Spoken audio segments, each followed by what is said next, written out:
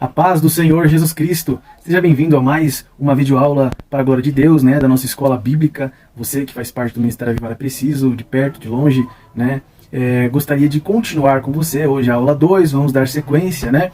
Temos aqui já o tema de hoje, que é Nascimento de Jesus. Graças a Deus, eu estou aqui usando material didático, material aqui para dar essas aulas, e não havia chego, então eu estava utilizando tudo online, digital, e tinha me preparado, tinha feito algumas anotações para ficar mais fácil na aula anterior. Na aula de hoje não será necessário, eu já estou aqui em mãos com o meu material para ensinar vocês, para nós lermos juntos, para pegarmos aqui todas as questões, todo o acervo que vai ser oferecido na aula de hoje. Então, basicamente, vamos na continuação, né? O tema é a vida de Jesus, o nascimento de Jesus, enfim. A aula anterior falou sobre o nascimento de João Batista, e hoje, na sequência, vai falar sobre o nascimento de Jesus. Já para adiantando, né, nós vamos ler o Evangelho de Lucas, tá bom? Evangelho de Lucas, capítulo 1, do versículo 26 ao 38, e depois vamos pular para o capítulo 2, do versículo 1 ao 21, tá bom? É um prazer, uma alegria imensa sempre estar com vocês, uma satisfação muito grande. Hoje é um dia muito especial, porque estamos já no nosso segundo dia, nossa segunda aula, segunda videoaula. Isso é muito importante, né? Porque é o primeiro passo para alcançarmos a constância, a frequência, né? E isso é muito bom, isso é louvável, isso deve ser desejado por todos nós. Ter frequência, ter constância em tudo que nós fizermos, tá bom? Então, você que já está aqui comigo no segundo dia, na segunda aula, parabéns, você chegou até aqui. E temos ainda, né, uma jornada pela frente. Eu ouso dizer que é uma jornada por toda a nossa vida, né? Porque ao longo de toda a nossa vida nós temos que aprender e crescer, continuar crescendo, continuar aprendendo, tá bom? Vamos fazer uma oração então, e depois vamos começar aqui a leitura bíblica, tá bom? Feche os seus olhos onde você estiver, vamos orar. Pai Santo, entramos em Tua presença, pedindo perdão pelos nossos pecados, te agradecendo por mais este dia. Entregamos este dia em Tuas mãos, nossa vida, nossa família. Apresentamos esta aula de hoje, te pedimos nos dê capacidade e sabedoria para aprender e praticar a Tua palavra, para praticar este ensino. É o que nós te pedimos em nome de Jesus. Amém. Glória a Deus e graças a Deus. Bom, vamos começar então lendo aqui o texto que nos foi proposto da Bíblia. Então, Evangelho de Lucas, capítulo 1. Deixa eu abrir aqui no celular, no outro celular. Evangelho de Lucas, capítulo 1. Vamos ler do versículo 26 ao 38, tá bom? E vai dizer assim a palavra do Senhor. No 6º mês, Deus enviou o anjo Gabriel a Nazaré, uma cidade da Galileia, a uma virgem. Preste atenção nessas palavras. Deus enviou um anjo à cidade de Nazaré, na Galileia, né? Enviou a Nazaré, na cidade da Galileia, 27. A uma virgem chamada Maria, prometida em casamento a um homem chamado José, descendente do rei Davi. Gabriel, o anjo, apareceu a ela e disse: Alegre-se, jovem agraciada, o Senhor está com você. Muito perturbada com essas palavras, Maria tentava imaginar o que o anjo quis dizer. Mas o anjo disse: Não tenha medo, Maria, porque Deus resolveu abençoá-la maravilhosamente. Muito em breve você ficará grávida e dará à luz um menino, e lhe dará o nome de Jesus. Ele será muito importante e será chamado Filho de Deus, o Filho do Deus Altíssimo, e o Senhor Deus lhe dará o trono de seu antepassado Davi, e ele reinará sobre o povo de Jacó para sempre, e o seu reino nunca acabará. Maria perguntou ao anjo: Mas como posso ter um filho? Eu sou uma virgem. O anjo respondeu: O Espírito Santo virá sobre você, e o poder do Altíssimo a cobrirá com a sua sombra. E por isso a criança que vai nascer de você será chamada de Santo e Filho de Deus. Além disso, há 6 meses sua prima Isabel, aquela que diziam ser estéril, ficou grávida em sua idade avançada. Sim, porque para Deus nada é impossível. Maria disse: Eu sou a serva do Senhor e estou pronta a fazer tudo quanto for necessário. Que aconteça tudo o que o Senhor me disse. E então o anjo a deixou. Glória a Deus. Amém? Vamos ler na sequência aqui, pulando agora para o capítulo 2, do versículo 1 ao 21, que vai dizer assim. Por esse tempo, César Augusto, o imperador, decretou que se fizesse um recenseamento de todo o Império Romano. E esse recenseamento foi feito quando Quirino era governador da Síria. Exigia-se que todos fossem à sua terra natal para registrá-los. E como José era da linhagem de Davi, teve de ir a Belém, na Judéia, terra natal do rei Davi, viajando de Nazaré, na Galileia, para Belém. Ele levou consigo Maria, sua esposa, que estava grávida, e estando ali, chegou a hora de nascer o filho dela. E ela deu à luz o seu primeiro filho, um menino. Enrolou-o num cobertor e o deitou numa manjedoura, porque não havia lugar para eles na hospedaria. Naquela noite, alguns pastores estavam nos campos, guardando seus rebanhos de ovelhas, e de repente um anjo do Senhor apareceu ao redor deles, e ficaram cercados do brilho da glória do Senhor. Eles ficaram muito aterrorizados, mas o anjo os acalmou, dizendo: não tenham medo, eu lhes trago boas notícias de grande alegria, e isso é para todo o povo. Hoje, na cidade de Davi, nasceu o Salvador, que é o Cristo, o Senhor. E como vocês vão reconhecê-lo? Vocês encontrarão uma criancinha enrolada num cobertor, deitada numa manjedoura. E de repente juntou-se ao anjo uma grande multidão de anjos, chamada o Exército Celestial, louvando a Deus e cantando: glória a Deus nas maiores alturas, e paz na terra para todos aqueles que Ele quer bem.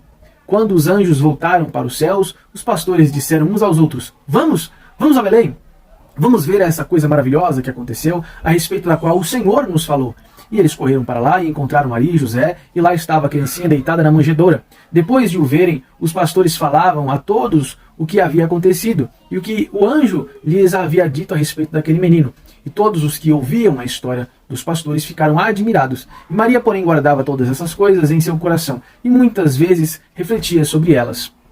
Último versículo 20 e 21. Então os pastores voltaram aos seus campos e rebanhos, glorificando e louvando a Deus por tudo quanto tinham visto e ouvido, assim como o anjo havia dito.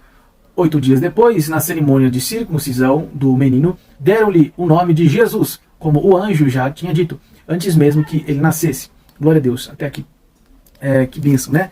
Que história chocante, maravilhosa, né? Então o anjo veio ali até a casa de Maria, e o anjo, ele fala com ela de que ela é bendita, ela é agraciada, parabenizando ela, porque ela foi escolhida para gerar o Filho de Deus. E ela se espanta, ela se assusta, mas pera, como assim? Né? E então o anjo fala: olha, você vai gerar um menino, né? Mesmo você sendo virgem. Ela fala: mas como? Eu não conheço o homem, eu sou virgem. Não, é exatamente por isso, assim como diz a profecia, você vai gerar o Messias, você vai gerar um menino, e você, o Messias, o Filho de Deus, deve nascer de uma virgem, como foi profetizado.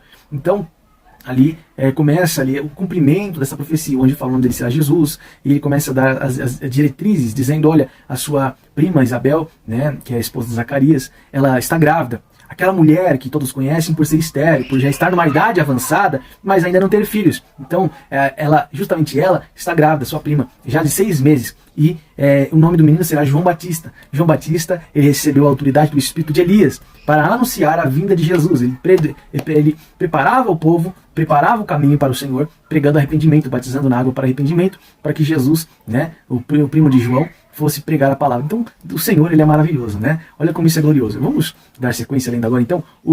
Tem um textinho aqui de explicação, né? É bem curtinho. Eu vou ler aqui para a gente depois arrematar, dando a nossa ênfase, tá bom? Vai dizer assim: os evangelhos de Mateus e de Lucas relatam, respectivamente, que Jesus Cristo foi gerado pelo Espírito Santo. Exatamente. Foi o Espírito Santo quem gerou Jesus. Jesus não nasceu da semente do homem, né? Não foi a semente do homem que fecundou no óvulo da mulher que gerou um bebê, não.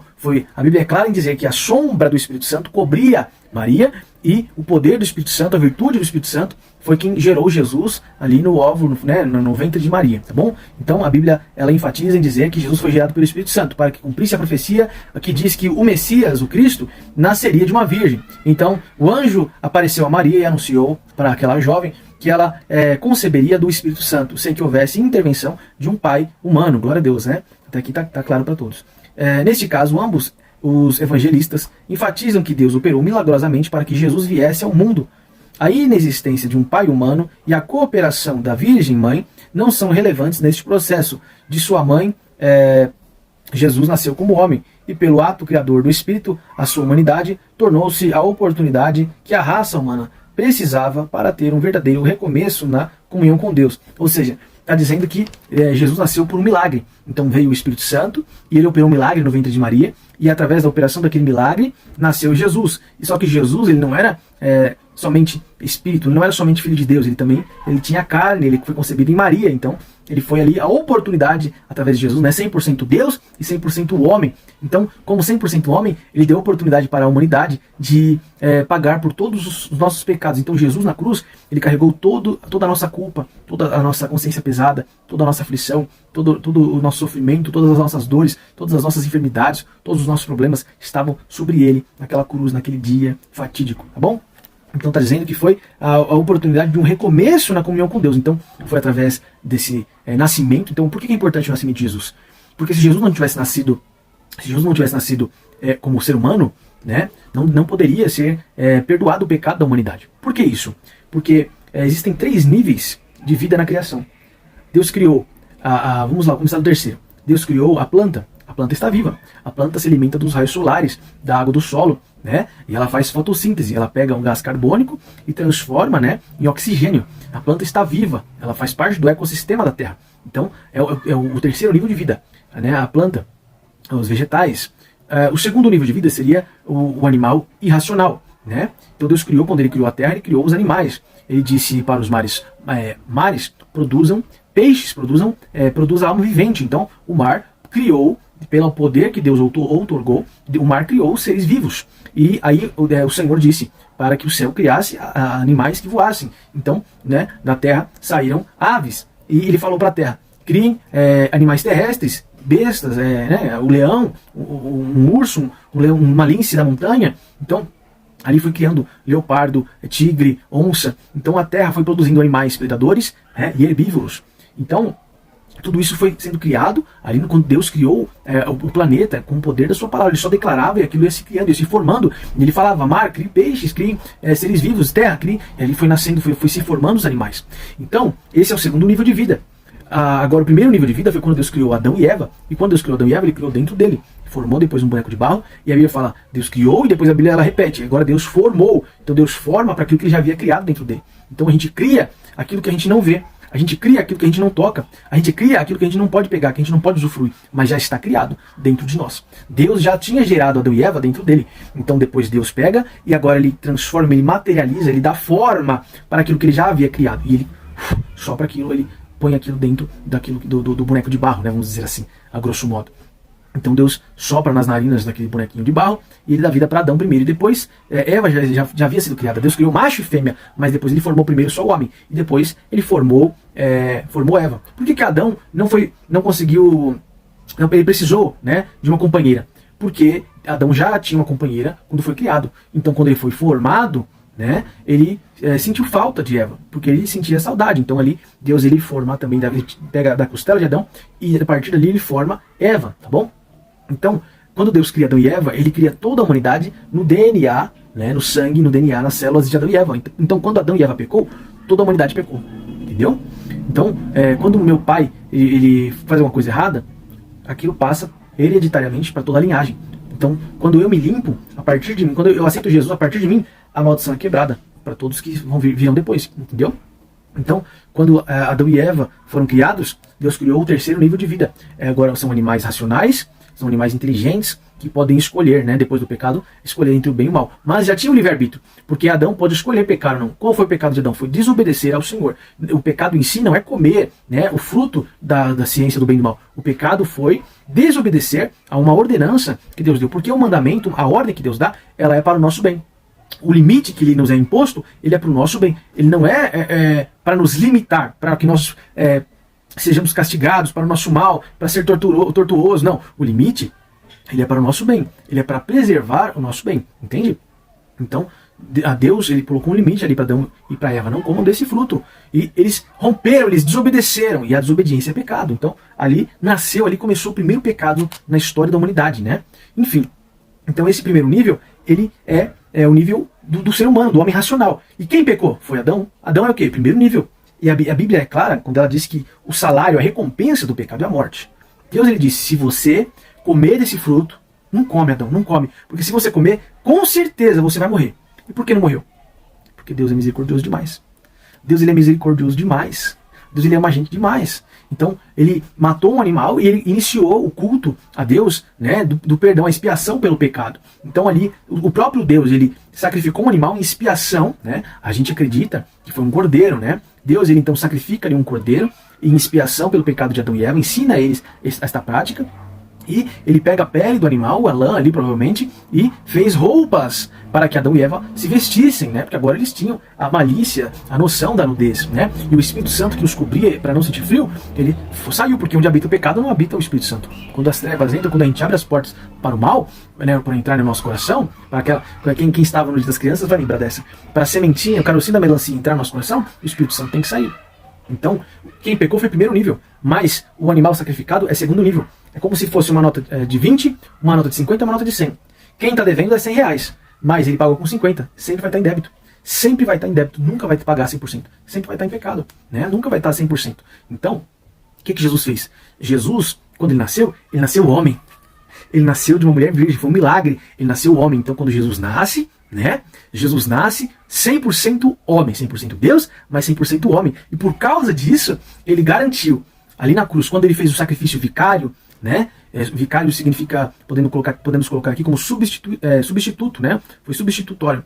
Não sei nem, eu acho que eu estou até equivocado com essa palavra. Mas é um sacrifício vicário, ou seja, Jesus substituiu, né? Ele estava no nosso lugar como substituto. Assim como o cordeiro é um substituto no sacrifício da expiação. Então Jesus ele foi o cordeiro que expiou o nosso pecado, mas ele era primeiro nível. Então ele pagou de uma vez por todas, quitou a dívida, né? Quitou a dívida de Adão. Quando quitou a dívida de Adão, quitou a dívida de toda a humanidade, né? E o sacrifício de Jesus é perfeito. Ele é ativo no passado, ele é ativo hoje e ele é ativo amanhã, eternamente.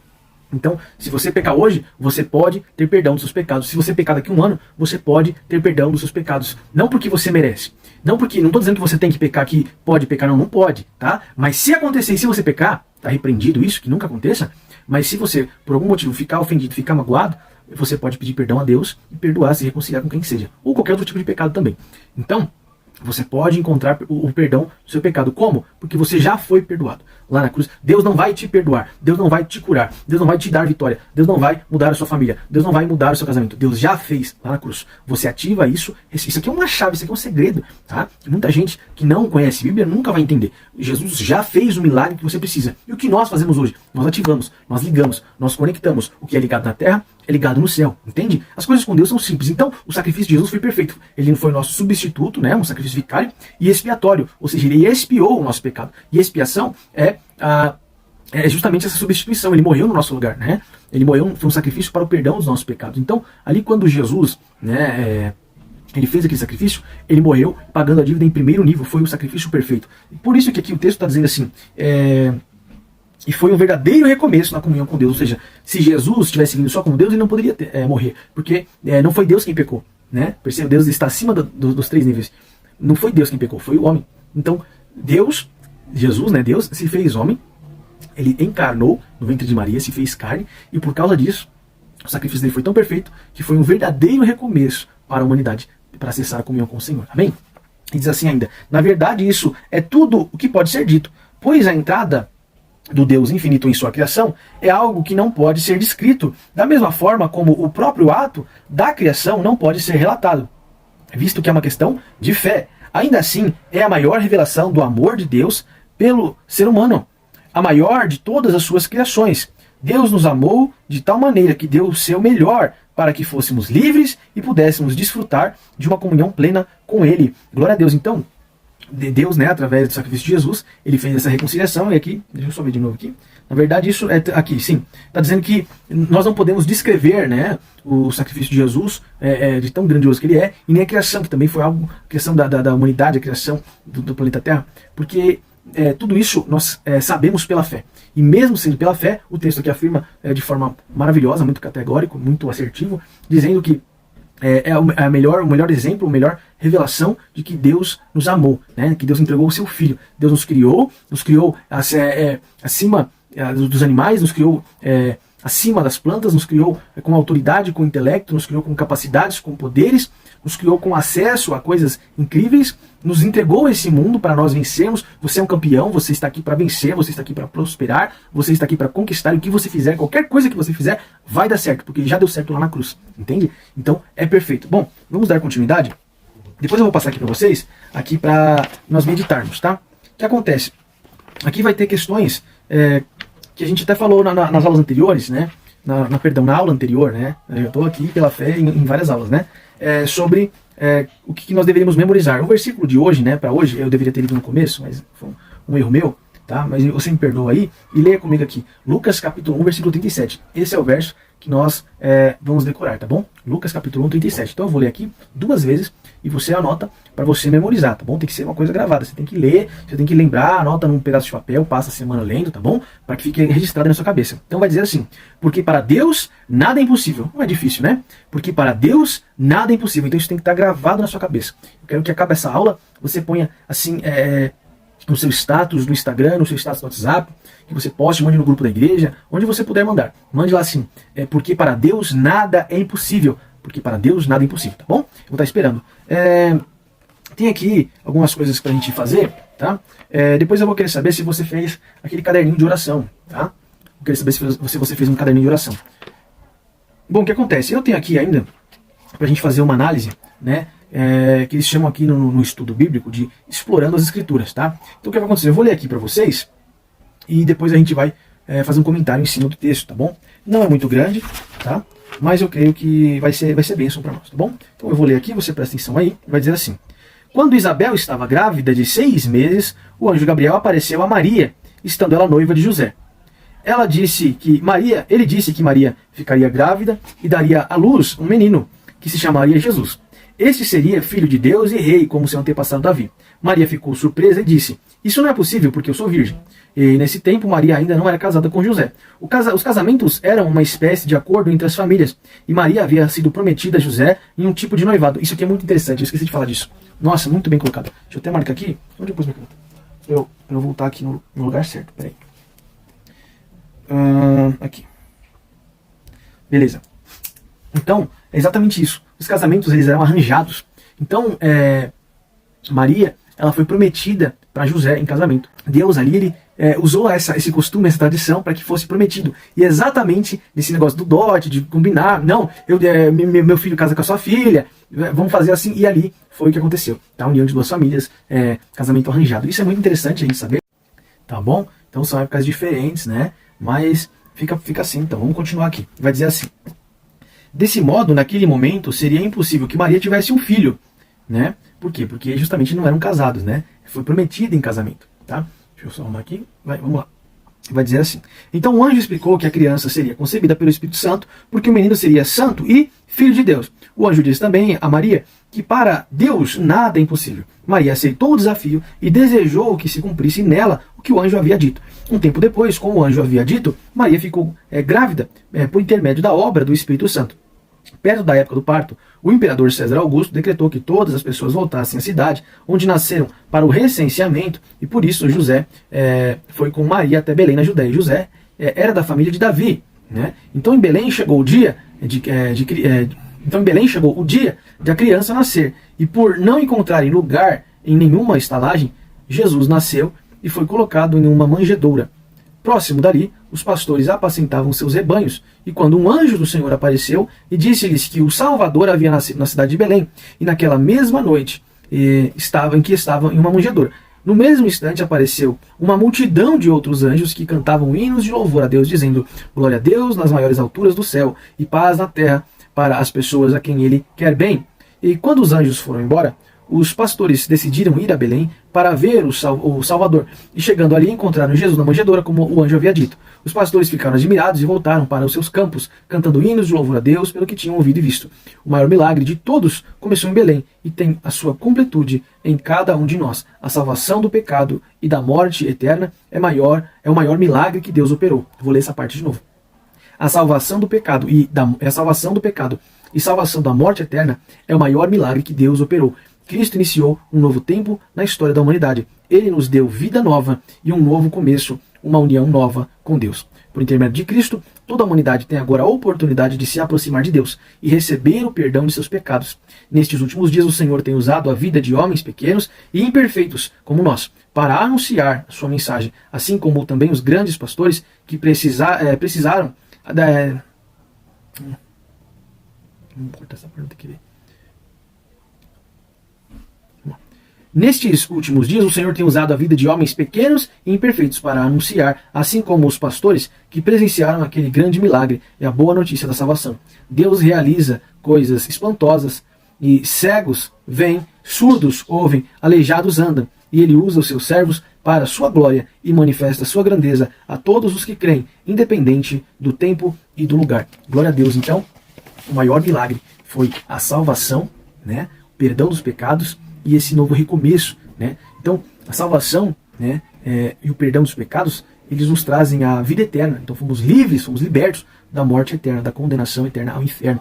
Então, a salvação, o livramento da morte eterna, né, com o perdão dos pecados, e o acesso, um recomeço com Deus, um acesso novamente a Deus, a comunhão com o Senhor. Foi o maior milagre, são os maiores milagres, a maior bênção que poderíamos receber. Então, a humanidade tem esse privilégio, essa oportunidade, depois do que Jesus fez, tá bom? A gente já está encerrando, então, eu só queria antes falar com você, para a gente encerrar, sobre o nosso versículo que tem que ser decorado, tá bom?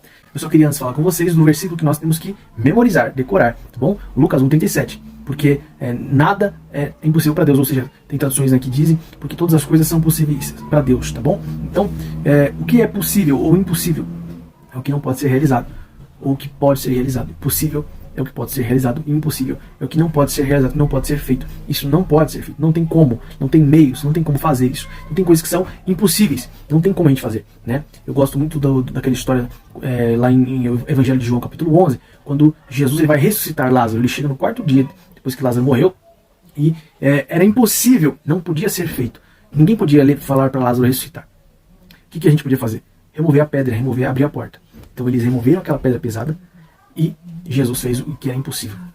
Então, o que é impossível? Não sei o que é impossível na sua vida, não sei o que parece que você não pode realizar, que você talvez já tentou, mas você não tem conseguido na força do seu braço. Entenda que pela fé, tudo é possível. A fé é a ferramenta que Jesus usa, a nossa fé, a nossa pequena fé. Porque a fé, me lembrei agora, a fé, ela tem que ser como um grão de mostarda. O que significa ser como? Não ser do tamanho, ser como um grão de mostarda. Um grão de mostarda é pequenininho, quase não dá pra ver. Mas o grão de mostarda, quando você planta na terra, ele cresce, vira uma árvore grande, bem grande, com a sombra muito boa, que vai ali abrigar muitos animais da chuva do sol quente. Então, a fé, como um grão de mostarda, quer dizer que você pode ter uma fé pequenininha, mas você vai exercitando, você vai acreditando com o pouco de fé que você tem, e você vai vendo milagres, você vai vendo Deus agindo, e você fala, não, vai dar certo. Ei, eu tenho um Deus que faz grandes coisas, Ele já fez isso na minha vida. Deus já fez isso na minha vida, e eu sei o que Deus fez na minha vida. Você sabe o que Deus já fez na sua vida. Então a tua fé, as suas experiências com Deus, o que você já vivenciou com Deus, vai te fazer acreditar, vai te fazer ter convicção de que Deus já fez o seu milagre, e que você vai vivê-lo. Você vai ver o milagre acontecer. Então, por intermédio da fé, o Senhor Jesus, Ele usa a nossa fé como uma ferramenta para fazer o impossível. Então temos que ter fé, temos que acreditar, é muito importante, tá bom? Então, assim eu vou me despedindo dos irmãos, me despeço de cada um de vocês. Fiquem todos na paz do Senhor Jesus. Na descrição do vídeo, tá? Clica aqui embaixo, vai abrir a descrição. Tem a setinha, clica aqui embaixo, vai ter a descrição do vídeo, vai ter aqui tudo que nós vamos meditar na semana, tá? Tem um versículo para meditar amanhã na quinta, um para meditar na sexta, um para sábado, domingo, segunda, terça, até a semana que vem, tá bom? Até a próxima aula. Então vamos ter todos os dias um versículo para meditar e memorizar, Lucas 1,37, porque todas as coisas são possíveis para Deus, tá bom? Então vamos ficando por aqui, eu me despeço de vocês, fiquem na paz do Senhor Jesus. Tchau, tchau, shalom!